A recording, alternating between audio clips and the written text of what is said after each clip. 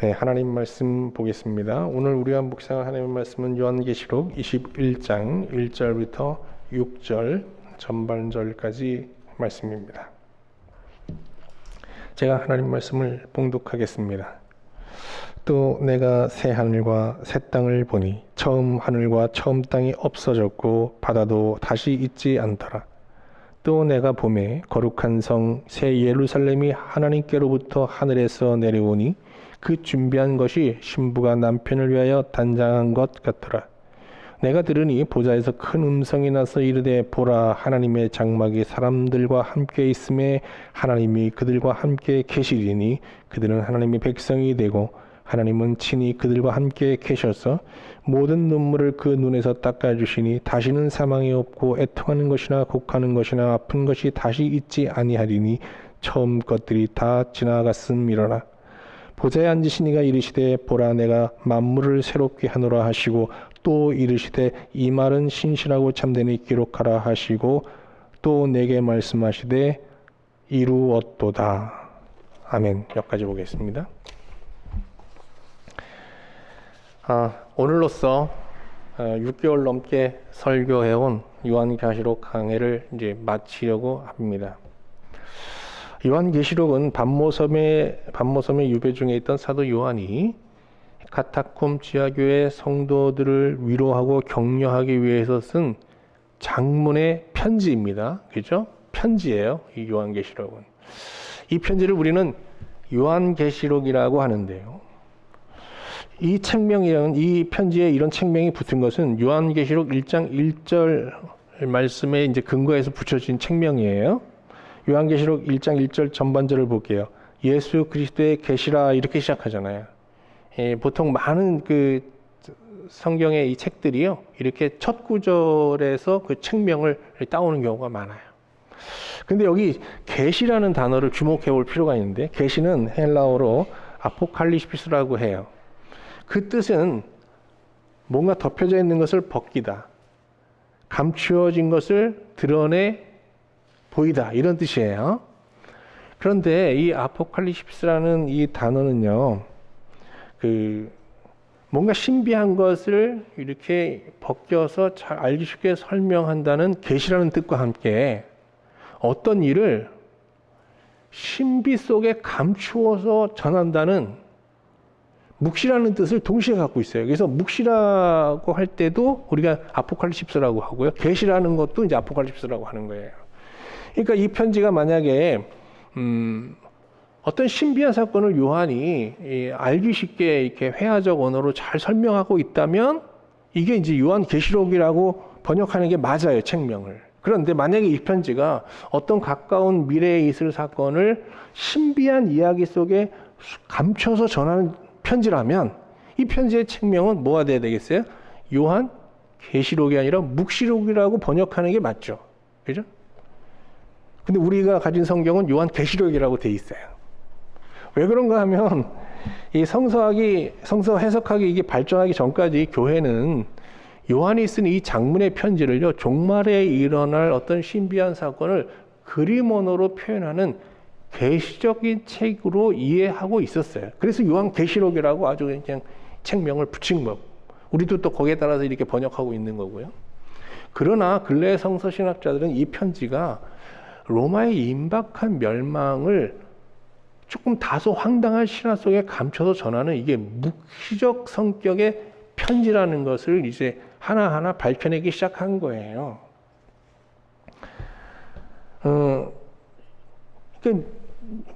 그러면 요한이 이 로마 제국의 이 가까운 미래, 로마 제국이 가까운 미래에 멸망할 거라는 이 간단한 이 메시지를 이렇게 황당한 복잡한 신화 이야기 속에 감추어서 전하는 이유는 뭘까요?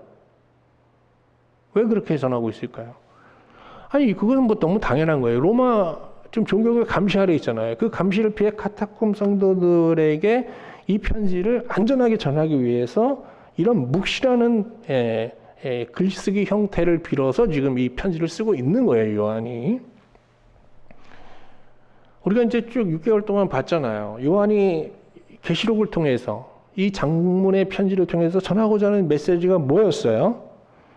그것은 카타콤 지하 성교 교회들에게 그들을 지금 박해하고 있는 로마 제국이 곧 멸망한다는 거 아니에요? 그러므로 조금만 더 이 박해 시대를 인내하면서 믿음을 잃지 않고 이 믿음으로 승리하라는 이런 권면의 메시지가 이제 핵심적인 내용으로 자리 잡고 있는 거 우리가 다 확인했잖아요. 그러므로 요한 계시록은 이제 앞으로 여러분은 어떻게 해석해야 되겠어요? 요한 계시록이 아니라 요한 묵시록으로 이렇게 요한 계시록이라고 써 있지만 우리가 요한 묵시록으로 이제 읽어 나가야 되는 거죠. 그러면 이 요한 묵시록에는 종말에 대한 이야기가 완전히 부재한 걸까요? 그렇지는 않아요.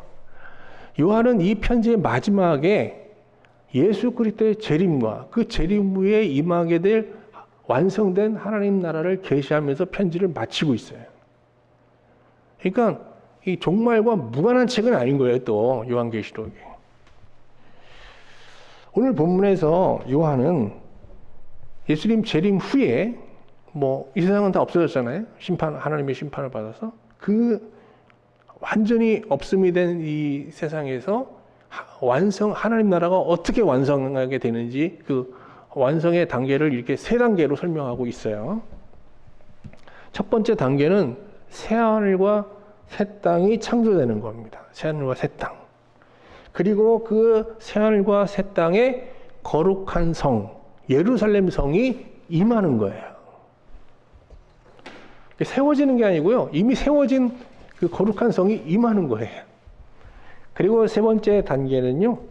하나님께서 하나님 나라의 출범을 알리는 선언을 하는 겁니다. 그 선언 내용 한번 같이 볼까요? 이 하나님 나라가 다 완성되자 이제 하나님께서 하나님 나라의 출범을 선언하는 내용인데요. 21장 5절, 6절 전반절이에요. 우리가 앞에서 읽었던 내용인데요. 보좌에 앉으신 이가 이르시되 보라 내가 만물을 새롭게 하노라. 이제 모든 게 새로워졌다라고 이제 선언하시는 거예요. 그리고 두 번째는 뭐예요? 또 이르시되 이 말은 신실하고 참되니 기록하라 하시고 또 내게 말씀하실 때 이루었다. 다 이루었다. 게노난이라는 선언이에요. 예수님께서 십자가에서 그 운명하실 때 뭐라 그랬어요? 게노난 하셨죠. 하나님께서도 이제 하나님 나라를 완성하신 후 그렇게 선언하시는 거예요. 게노난 다 이루었다라고 선언하시는 거예요. 계시록을 연구하는 다수의 이 권위 있는 성서 신학자들은요, 본래 계시록은 이 다 이루었다는 하나님의 선언으로 끝났다고 봐요.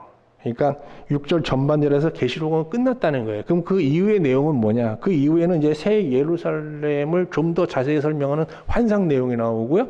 또 새 에덴의 회복 얘기, 그리고 에필로그 이런 게 이제 나와요. 근데 이것은 이제 후대에 첨부된 내용이라고 이제 요한의 제자들에 의해서 첨부된 내용이다. 이렇게 보고 있습니다. 그렇게 보는 이유는 여러 가지인데 그걸 여기 이 자리에서 설명할 필요는 없고요. 오늘 저는 여러분과 함께 이제 본문을 중심으로 예수 그리스도 재림 후에 하나님의 나라가 완성되는 세 단계죠. 세 단계. 이 세 단계를 이제 차례로 살펴보면서 하나님의 은혜를 나누고자 합니다. 자, 하나님 나라가 완성되는 첫 번째 단계 뭐죠? 새 하늘과 새 땅이 창조되는 겁니다. 21장 1절 2절 볼까요? 또 내가 새 하늘과 새 땅을 보니 처음 하늘과 처음 땅이 없어졌고 바다도 다시 있지 않더라. 1절만 볼게요.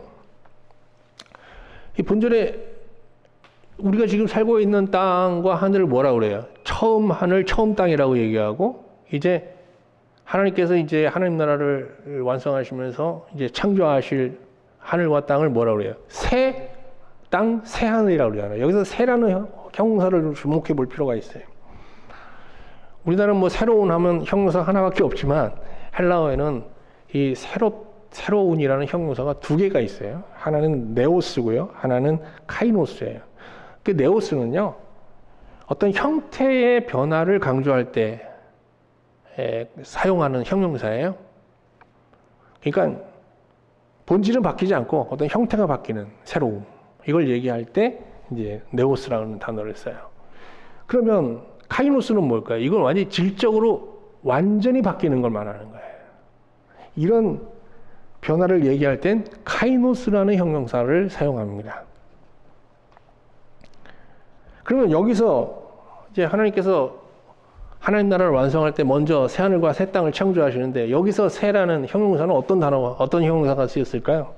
기존에 우리가 있던 이 땅을 이 세상을 개선하는 차원에서의 새로운 네오스라는 창조를 하신 걸까요? 아니면 완전히 없애고 완전히 질적으로 차원이 다른 어떤 새로운 이 나라의 터전을 마련한다는 의미로서 카이노스를 사용했을까요?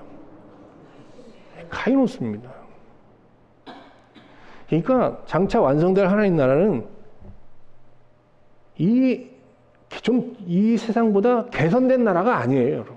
우리가 이게 지금 사는 것보다 우리가 개선된 나라를 뭐라 해요? 선진국이라고 그러잖아요.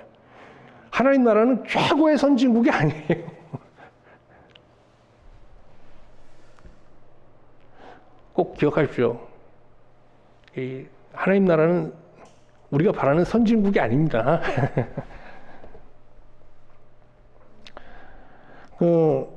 그런데 이 새하늘과 새 땅이라는 이 표현은요, 요한이 처음 사용하는 독자적인 표현이 아니에요. 이미 구약시대 이사야 선지자가 이 새하늘과 새 땅을 예언했거든요. 그래서 이 이사야의 예언 내용을 인용한 표현입니다. 이사야 65장 16절 말씀 한번 볼게요. 굉장히 중요한 말씀이죠. 구약성경에서. 이러므로 땅에서 자기를 위하여 복을 구하는 자는 진리의 하나님을 향하여 복을 구할 것이요 땅에서 맹세하는 자는 진리의 하나님으로 맹세하리니 이는 이전 환난이 잊혀졌고 내 눈앞에 숨겨졌습니다. 보라 내가 새하늘과 새 땅을 창조하나니 이전 것은 기억되거나 마음에 생각하지 아니할 것이라. 이사야 선지자는 이렇게 장차 새하늘과 새 땅이 임할 거다라고 말하면서 하나님 나라를 소망하는 하나님의 백성은 그러므로 이 눈에 보이는 이 세상, 현세적 세상에 있는 무엇을 구하는 게 아니라 이 땅에 살면서도 새하늘과 새 땅, 영혼에 속한, 진리에 속한 영원한 것, 썩지 않는 영원한 것을 구하며 살아야 된다라고 말하고 있습니다. 이게 진리의 신앙이라는 거예요. 엄청난 선언을 한 거예요. 구약시대에. 이런 구조를 암송해야 돼요, 여러분. 네 처음 시작은 미약하시나 후에는 창대하리라 이런 거 암송하면 안 되고요. 이런 구조를 암송해야 되는 거예요. 엄청난 선언을 한 거예요. 그럼 이거를 요새 우리가 사용하는 단어로 생각하면 현세적 세계관을 버리고 이제 영혼에 속한 영속적 세계관으로 살아야 된다 이런 가르침인 거죠. 근데 기독교 신앙의 본질이라는 게 무슨 세계관, 이념, 교리 이런 거는 아니잖아요. 하나님 예수 그리스도를 믿어 이제 하나님과 친밀한 교제를 나누면서 이게 하나님의 사귐 안에서 이 땅에서의 모든 환난을 극복하면서 하나님 뜻에 복종하는 삶을 사는 거예요. 그래서 기독교 신앙의 본질은 사귐의 신앙이잖아요.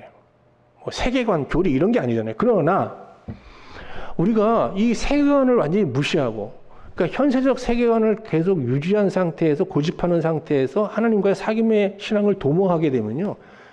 굉장히 위험한 일이 일어나게 돼요. 자, 어떤 일이 일어나는가 하면요. 자, 보세요. 저를 한번 보세요. 제가 하나님과 친밀한 교제를 나눠요. 그런데 세계관은 현세적이에요. 그 영원한 거, 하나님 나라에 있는 걸 구하지 않고 뭘 구해요? 이 땅에서 잘 되는 걸 구해요. 그러면 내 신앙이라는 게 어떻게 되죠? 굉장히 이 사적인 영역에 내 신앙이 딱 갇혀버리는 거예요. 그리고 하나님은 어떤 분이 돼요? 내 삶을 도와주시는 하나의 능력자가 되는 거예요. 그리고 어떻게 돼요?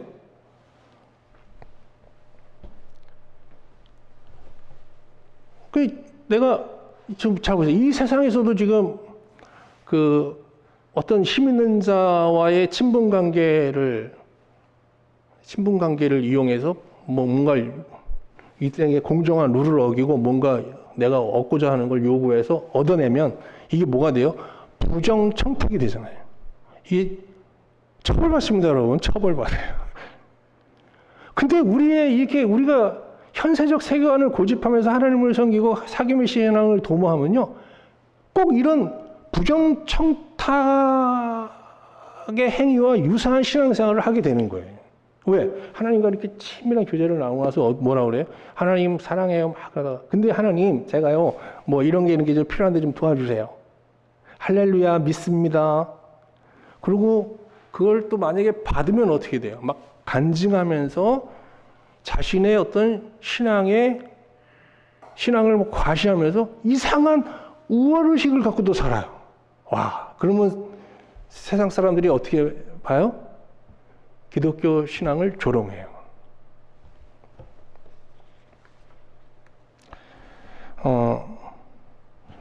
자, 이건 여러분 제가 얘기하는 건 뭔지 아시죠? 이 세계관이라는 게 신앙의 본질은 아니에요. 그런데 이게 현세적 세계관을 버리지 않고 우리가 하나님과의 사귐의 신앙을 이렇게 도모하게 되면 이렇게 우리의 신앙이 세상의 조롱거리가 되는 이렇게 그런 수모를 당할 위험을 겪게 된다는 거예요.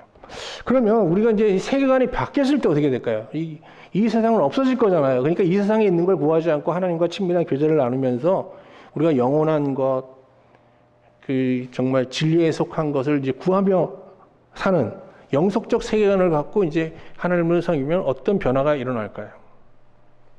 먼저 영속적 세계관, 우리가 이제 이 만물 위에 있는 영원한 세계, 새하늘과 새 땅, 완전한 하나님의 나라를 자꾸 이렇게 바라보게 되면은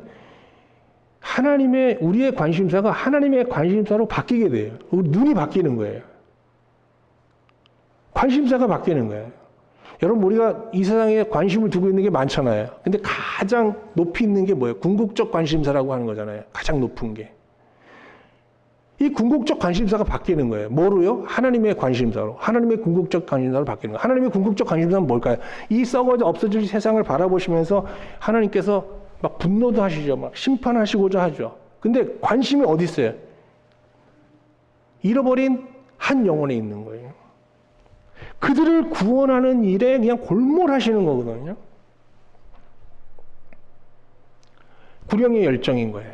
그래서 이 하나님의 관심사에 동화된 신자는요, 어떻게 살아요?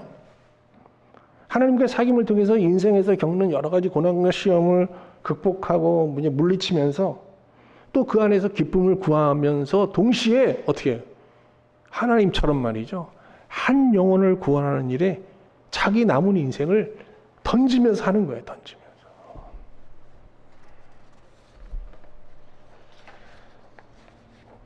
이제 이런 근데 객관적으로 우리가 현세적 세계관에 입각해서 행복한 삶이라는 게 뭐겠어요? 남은 인생 동안 먹고 살 거 다 미리 준비해서 어떻게 해요? 그 인생을 무탈하고 또 어떻게 해요? 이 세상에 있는 재미로 채우고 또 하는 일마다 잘 되는 형통함 이런 거로 이제 채우면서 살기를 원하잖아요. 또 장수에서 좀 오래 살기를 원하고요. 보통 그런 삶을 복된 인생이다, 행복한 인생이라고 말하죠. 근데 여러분 그런 인생 살고 싶으세요? 저는 그런 인생 살려고 그런 인생이 나빠 보이진 않습니다만 부럽지는 않아요. 솔직히 얘기해서 시간 죽이기 인생이잖아요. 뭐가 있는 거예요, 솔직히. 그죠? 정말 부러운 인생은 정말 하나님을 사랑하면서 이 땅에 살면서도 이 땅을 좀 우습게 보고 정말 영원한 것을 바라보면서 죽음도 두려워하지 않고 그리고 또 그 영혼들을 하나님의 눈으로 바라보면서 그 영혼들을 참 구원하려고 어떻게든지 하나님의 사랑을 이 땅에 베풀면서 사는 사람들, 그 한 영혼들이 부럽죠. 그런 영혼들이.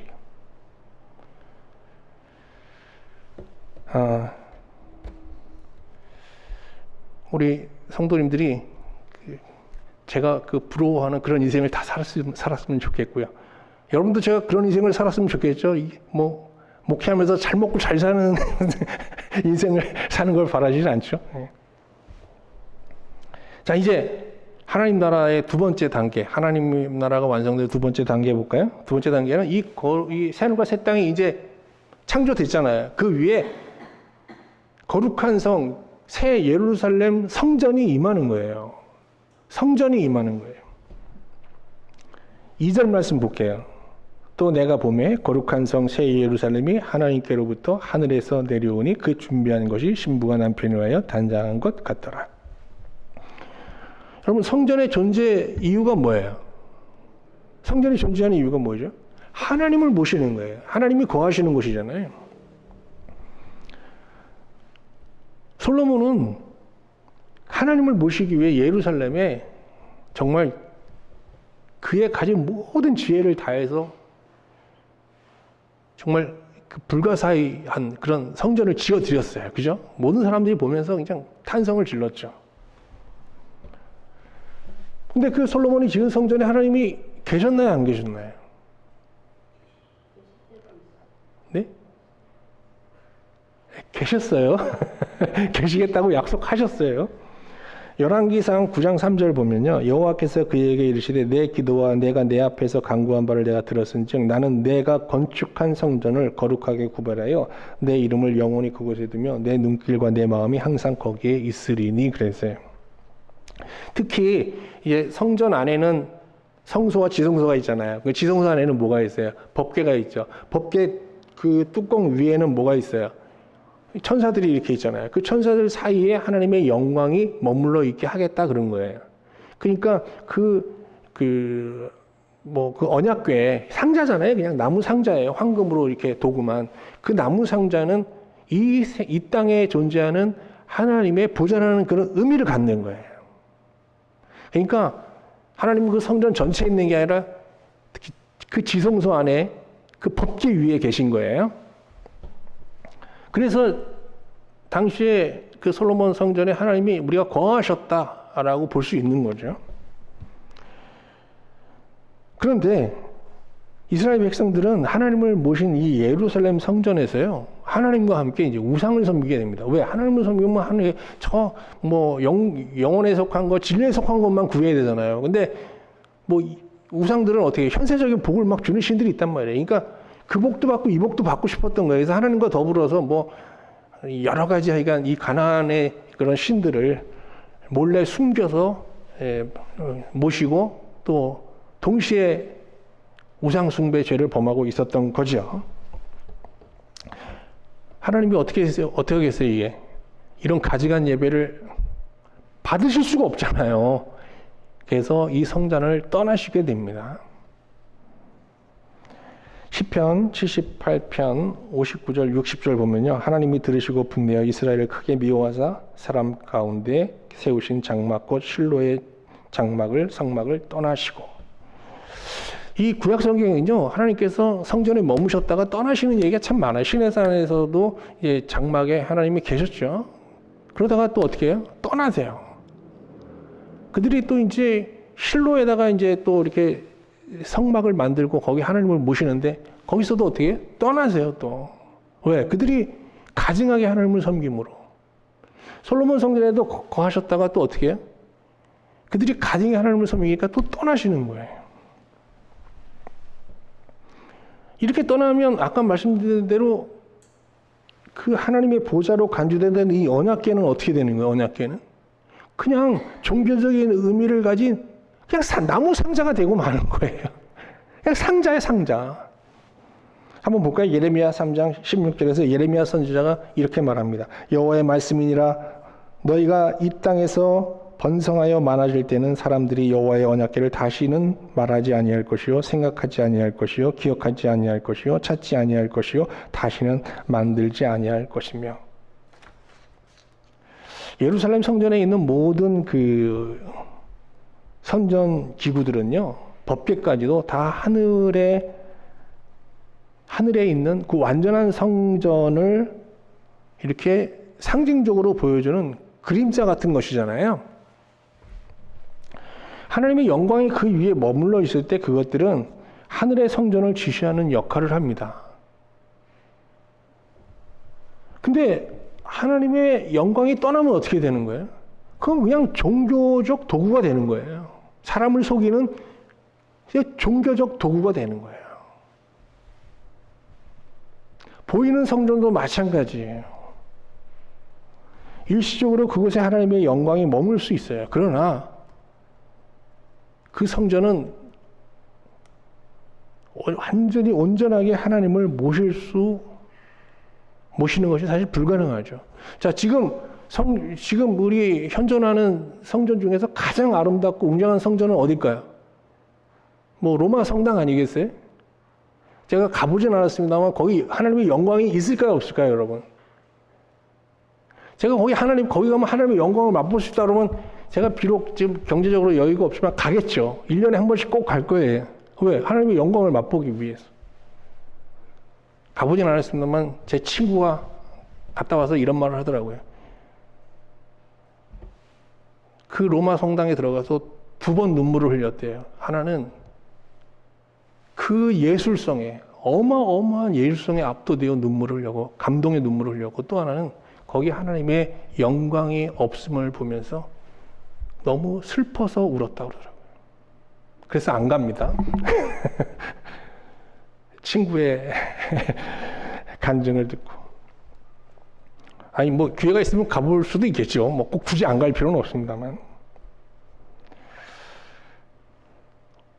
우리가 지금도 교회에 가면은 예배당을 성전이라고 부르면서 이렇게 기도하는 분들이 많아요.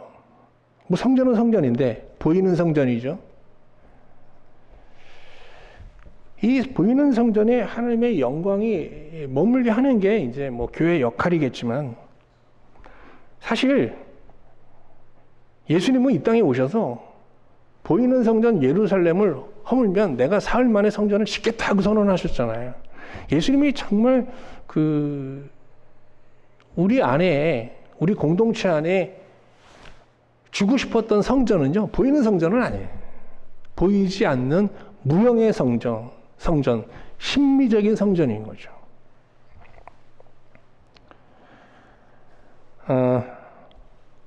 어쨌든 보이는 성전은 하나님의 영광을 이렇게 간직하는데, 사실 영원히 간직하는데 불가능한데, 이제 새하늘과 새 땅에 임한 이 거룩한 성전에서는 하나님의 영광이 결코 떠나지 않습니다. 영원히 머무는 거예요. 그러니까 성도들은 그 안에서 정말 하나님의 영광을 보는 그런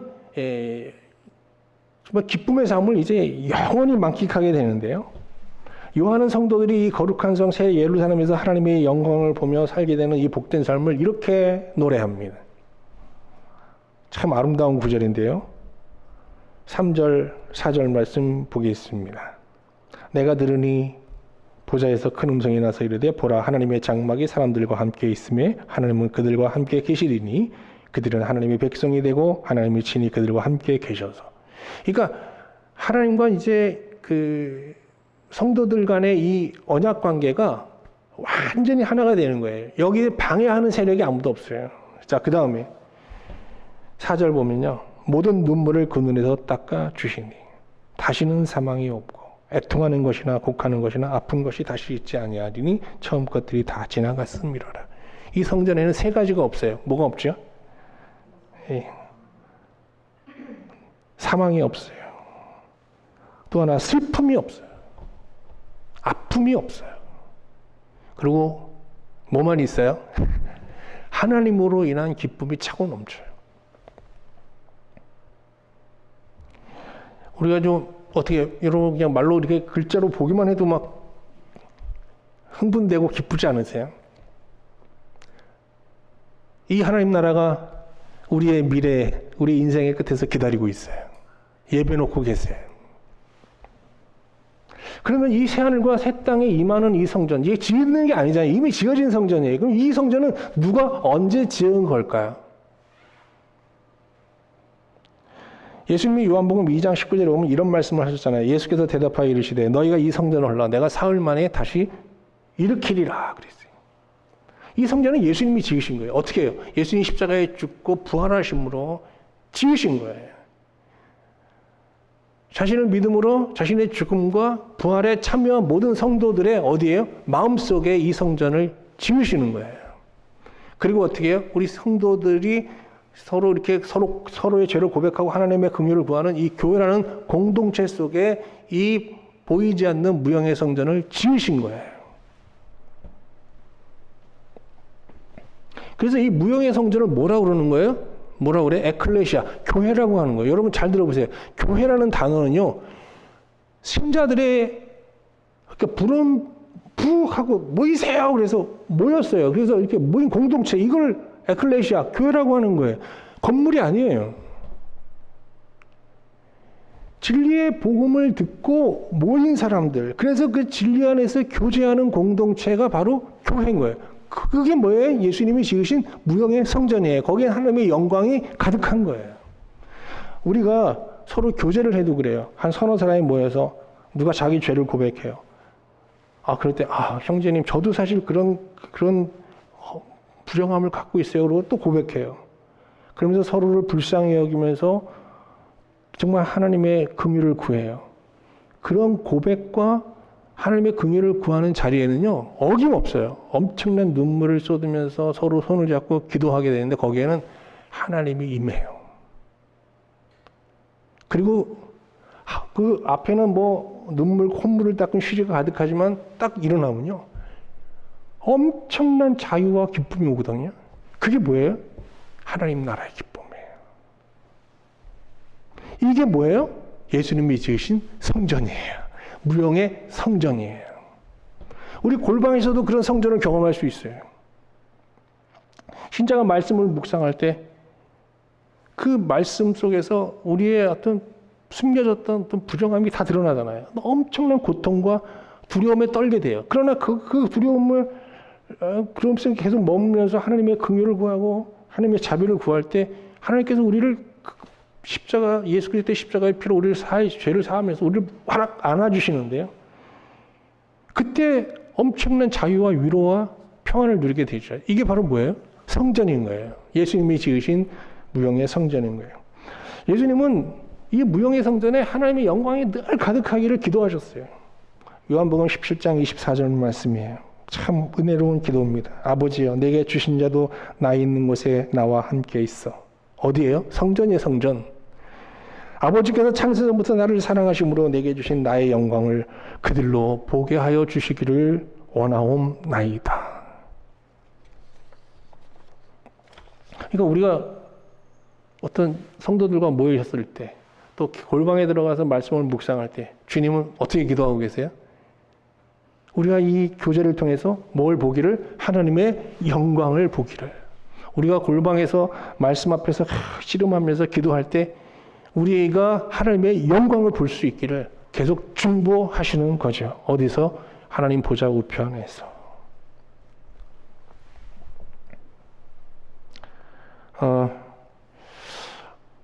이제 다윗도 많은 죄를 지었지만 또 그 죄 가운데서도 이렇게 하나님의 긍휼을 구하면서 예수님이 지으신 이 성전에서 하나님의 영광을 보는 하나님 나라의 기쁨을 만끽했어요. 그래서 이런 고백을 합니다. 시편 84편 2절 말씀에 보면요, 내 영혼이 여호와의 공정을 사모하여 쇠약하며 내 마음과 육체가 살아계시는 하나님께 부르짖나이다 그랬는데, 이 번역은 조금 오역이에요. 여기 하나님께 부르짖나이다는 단어는 기뻐 외친다는 거예요. 그러니까 다윗이 그 영혼이 막 하나님의 성전을 사모하잖아요. 왜 사모하느냐? 그 성전에서 하나님의 영광을 보고 어떻게 해요? 기뻐 뛰는 은혜를 누리고자. 그렇게 성전을 사모한다는 거예요. 우리가 다윗처럼 이렇게 하나님의 성전을, 예수님께서 지으신 무형의 성전을 사모하면서 살아야 돼요. 그리고 늘 신자와 교회는요, 지금 하나님의 영광 아래에 있는가를 늘 물으면서 이걸 점검해야 돼요. 하나님의 영광이 부재한 신자는 사람의 영광을 구하는 진리에서 크게 벗어난 구차한 삶을 살 수밖에 없어요. 그들에게 천국은 어떤 것이에요? 죽어서 갈 나라로 인식될 수밖에 없는 거예요. 이 땅에서 하나님 나라를 결코 누릴 수 없어요. 하나님의 영광이 부재한 교회는요, 인간의 욕망을 채워주는 종교 기관으로 전락할 수밖에 없는 거예요. 이게 무슨 주술적 단체가 되는 거죠, 그냥.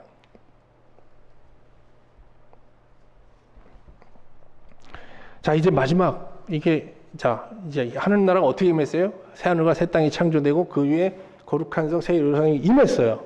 이제 마지막 단계입니다. 마지막 단계는 하나님 나라 출범의 선언으로 이제 이루어집니다. 이 자리에서 하나님은 두 가지 선언을 하시는데요. 앞에서 우리가 살펴본 대로 첫 번째 선언은요, 모든 것이 새롭게 되었다는 선언입니다. 5절 말씀 다시 한번 볼까요? 보좌에 앉으신 이가 이르시되 보라 내가 만물을 새롭게 하노라. 모든 것이 새로워졌다는 거예요. 근데 이제 전도서의 저자 코엘렛, 우리 전도서 묵상했었잖아요. 거기 보면 해 아래 새 것이 없다라고 선언해요. 성경에서 새롭다는 말은 이 만물 위의 세계, 하늘에 속한 이런 의미를 갖고 있는 거예요. 위에라는 개념을 갖고 있는 건데, 모든 것을 새롭게 하시는 이 창조는요, 하나님께 속한 거거든요. 하나님만 모든 걸 새롭게 할 수 있는 거예요. 사람은 뭐 어떤 아까 네오스라는 뭐 이렇게 어떤 변형적인 이 창조를 할 수 있을지 모르지만 질적인 변화, 진정한 개혁은 사람의 힘으로 이뤄낼 수 없어요. 그런데 우리가 이제 역사를 보면요, 수많은 정치 사회자들이 또 영으로 일컬어지는 그런 사람들이 보면 세상을 새로운 세상으로 만들려고 개혁했잖아요, 많이. 근데 그 개혁이라는 것은 부분적 개혁이지 본질적인 개혁에 성공한 사람은 아무도 없어요, 그죠? 다시 말씀드리지만 이 개혁이라는 거, 세상을 새롭게 하는 개혁은 하나님께 속한 것이지 인간에게 속한 것이 아니에요. 근데 하나님의 개혁은 뭐 이 사회 시스템, 질서 여기서부터 시작하는 게 아니고 항상 어디서 시작하느냐? 안에서 우리 안에서. 예수님이 이제 개혁자시잖아요. 근데 그 개혁은, 예수님의 개혁은 어디서부터 시작했어요? 우리 죄를 폭로하시잖아요. 그리고 회개를 촉구하시는 거예요.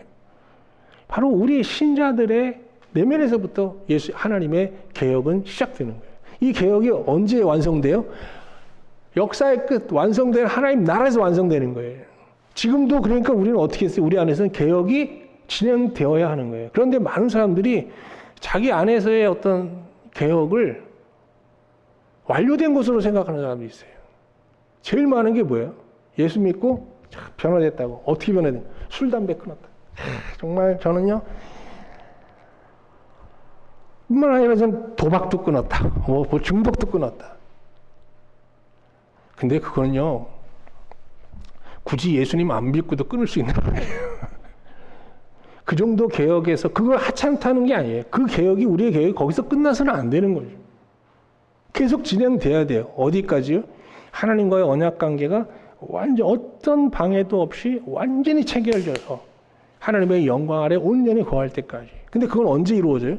죽은 다음에 이루어져요. 역사의 끝, 인생의 끝에서 이루어지는 거예요. 마라톤 선수가 결승선에 도달하기 전까지 결코 달리는 것을 멈추지 않죠. 신자의 자기 개혁도요, 이 마라톤 선수처럼요, 인생의 마지막 날까지 멈춰서는 안 되는 거예요. 계속 진행되어야 하는 겁니다.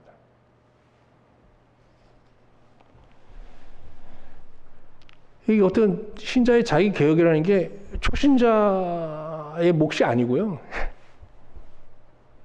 우리가 임종하는 그 직전까지 계속 이루어져야 될 신자에게 주어진 과제인 거예요. 예수님이, 하나님께서 우리를 보시고, 야, 너는 진짜 새로워졌다라는 선언을 언제 하실 거예요? 마지막 날 하신 거예요.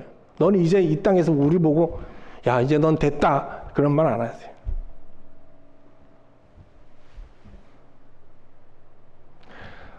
자, 그 다음에 이제 두 번째 얘기는 다 이루었답니다. 21장 6절 전반절을 보면 또 내게 말씀하시되 이루었도다 그랬어요.